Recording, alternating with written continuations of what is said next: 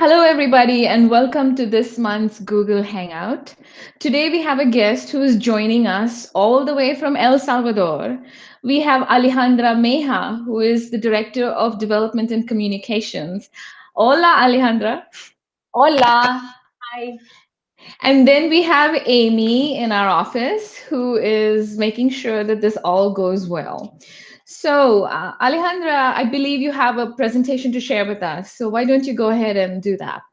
Okay, so ConTextos is an organization that started in 2011 working in public schools with a library development program and teacher training. Here in El Salvador, the whole education system is based on memorization, copying, and dictation, and this doesn't provide children and youth to develop their critical thinking skills. So we started with a program with the idea of the power of stories. And I'll tell you how we do that. First, in schools with the program Soy Lector, which means I'm a reader.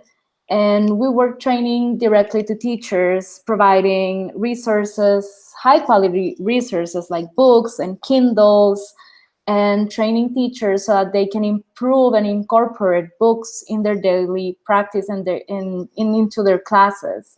And Soy Lector, we started working in 3 public schools, rural areas of El Salvador. And after 3 years of working there, students naturally started to write. So that's when we realized that we needed to work not only with books and libraries, but also to start a writing program. With Soy Lector, we have reached 80 schools, and we have developed 80 school libraries in schools in El Salvador. We have trained over 1,000 teachers, benefiting 50,000 students. But as I said, students, when they love reading and when they are reading all the time, they naturally transition to write and to express themselves as part of the critical thinking skills, and also as a natural process of expression, and they want to share their stories. So that's how we created Soy Autor, it translates to I'm an author. So with this program, we have published more than 700 memoirs. We have worked in juvenile detention centers, we have worked in communities, we have worked in prisons, because we believe that these stories are helping not only the authors themselves, but also the society, so that we can hear the stories that they have to say and the stories that they have to share. So specifically with Dining for Women, what we want to do is to transform, or what we are doing is to transform our program Soy Autor in Soy Autora. In El Salvador, there's feminine and masculine in the language. So we will do Soy Autora so that women, or that we can provide women spaces for emotional development through literacy. We want to develop literacy-rich environments for incarcerated children as a tool for healing and development, and work with moms to capture their stories and share these stories with the world. Directly, we will be working with 35 young women and 184 children from 0 to 5 years old. And indirectly, we will be benefiting 418 women that are in the prison. So pretty much ConTextos breaks the cycle that it started with, when you're a child and you are a witness of violence, then you become a victim of violence. You end up using violence as a way to resolve conflict, and then you commit eventually a crime, you enter the justice system, and within that, you become a mother, and then the cycle continues. So with the program of ConTextos, Soy Autor, we want to break that cycle. Yeah. That is great, Alejandra. So many. I'm waiting for you to come back on screen. While I do that, I will remind our Dining for Women members that in the year 2014, we also did a project where we funded incarcerated women in Afghanistan. It was Bond Street Theater. I think so many of our members are teachers, have been teachers, are teachers. They will absolutely love this transformative power of reading and writing to kind of help to deal with trauma of these incarcerated women. Before I ask you a few details, and our project is going to help you fund the library within a prison, correct? And Yes, that is help these correct. women with the teaching and learning of their own children, of the children who are incarcerated with the mothers. So, can you tell us a little bit more about who these women are and how they ended up in prison? Yeah, definitely. These are women just like you and me and all of our Dining for Women members. And when I say this, I want to share with a story.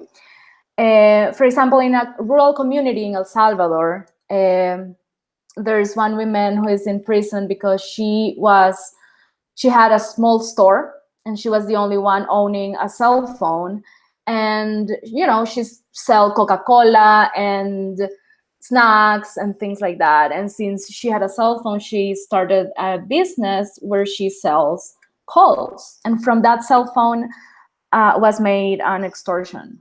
Since the cell phone was under her name, uh, the police, the system get caught, couldn't caught another person, so they caught her, and she is in prison. And there are other women who are there because their partner is forcing them to do something due to poverty, lack of opportunities of education, or social emotional skills. So again, these are women just like you and me, but they had different opportunities, or they had less opportunities to move forward in life, in education, and other economic activities. Mhm. So, in some ways, they're being trapped by the lack of opportunities. But can you give us some idea of what kind of reading and writing skills they have to start off with so that you can build on that? Yeah, so as I try to explain, Contexto started because in El Salvador, there's no access to books in the schools, or the books that they have are only textbooks. And teachers do not have the abilities to develop this critical thinking, but also this passion for reading and writing. And so the women that we will be working with, they have basic reading and writing skills. They know the ABC, they know how to sign, they know how to basically write and read, but they do not have reading and writing as a practice under, as a daily practice. And not only reading as a mechanical skill, but also reading with the full knowledge or the full comprehension. So it's a very basic level of reading and writing. So that is such deep intervention that you are undertaking because it takes time and effort to allow somebody to find their voice, for them to permit themselves to find their voice and express themselves and be able to kind of tell their story.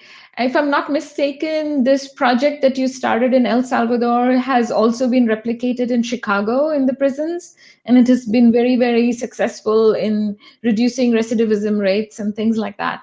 So this sounds absolutely wonderful. You did mention something about publishing the women's stories, right? Yes, absolutely. So we work, the Soy Autor program goes through the whole reading and writing process, from the brainstorm to revision, edition, until they publish their memoir. And this helps the participants to receive feedback, to being able to read and write and do different versions and of their book, of their writing. and then they are able to deal with frustration, to deal um, with empathy, because if somebody's saying a story, then they can connect or not to another story, and they can give feedback. And these are skills that they usually do not practice, and they don't practice it out of the prison, and they don't practice while they are in prison. And then the stories are very powerful. Of course, they're sad stories, but also these stories reflect hope, that there is possible, that rehabilitation is possible through literacy. And it's very important to have these stories published so that others can read the other side of the story, and not only what we are reading in the news. Exactly. I think when we talked before, during our Skype interviews, I think you mentioned something about URLs. Are they available on your website? Can anybody go to your website and read some of these stories so that? Yes, you can go to contextos.org, and then under the Soy Autor program, you can go and read all the stories. Some of them, and most of them, are in Spanish, but also we have the program in Chicago. We have been invited to work in Cook County Jail and other communities in Chicago, and there are some stories also in English, and we have some videos that we can share so that others can see the stories and read Oh, the that is stories. absolutely wonderful. So, can you then bring us a full circle and talk about what your hope is when these women are transformed, they change through this process? How does it help them in their future lives? Well, definitely reading and writing helps to improve the social emotional skills that the participants have. We have data that proves that when participants start, they are in a vulnerable level in the social emotional skills, and after the program they can move to an adequate level. And you will find all these results in detail in our website. But also with the stories, the participant itself can reflect in their own life and in their own story, and also own their story, and not only be proud of what they did, but also think about the future in a positive way. And also we help, or these stories help, to work with the families and communities so that they can understand better the complexity of these stories, and how to reinsert, or how to help these women to come back into society.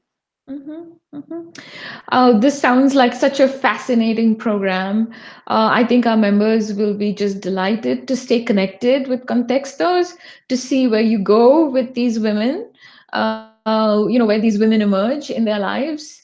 And this sounds absolutely fascinating. We wish you the absolute best. Good luck with the project, and we hope to read your reports at some point.